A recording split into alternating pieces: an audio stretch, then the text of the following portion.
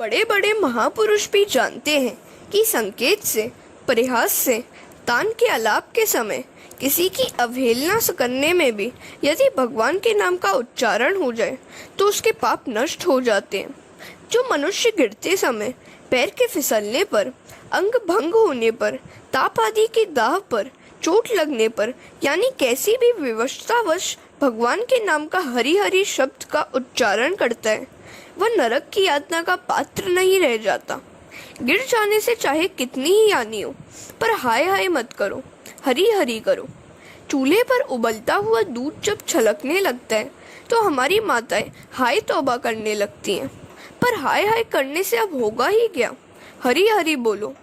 अनजाने में भी हरी हरी करने पर यज्ञ का फल तो मिलेगा ही, अन्यथा वैसे तो अग्नि को आहुति कौन देता है। हाय नहीं, हरी कहो।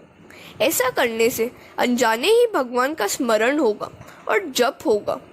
वाल्मीकि रामायण में लिखा है कि मृत आत्मा के पीछे हाय हाय अधिक करने से मृत आत्मा को कष्ट होता है, उसे दुख होता है। हरि हरि बोलने से उसका फल मृत आत्मा को मिलता है। विष्णु दूतों ने अजामिल को यमदूतों के बंधन से मुक्त किया और उसका उद्धार हो गया। अपमृत्यु टल सकती है पर महामृत्यु नहीं। अल्पायु के शेष होने पर पाप के कारण आने वाली अपमृत्यु को सत्कर्म से टाला जा सकता है। अजामिल की अपमृत्यु टल गई। अजामिल बिछौने में सोया हुआ सब कुछ सुन रहा था। सब सुनकर उसे अतिशय पश्चाताप हुआ। हृदय से प्रायश्चित करने के कारण उसके सारे पाप जल गए। उसके बाद से वह सब कुछ छोड़कर भगवत स्मरण करने लगा। पश्चाताप करने से तो अतिशय पापी का भी जीवन बदल जाता है, वह सुधरता है और इसी जीवन में मुक्ति पा लेता है। अतः किसी भी पापी का तिरस्कार मत करो, पाप का ही तिरस्कार करो। हृदय से पश्चाताप करने पर पाप जल जाते हैं। प्रायश्चित चित्त की शुद्धि करता है।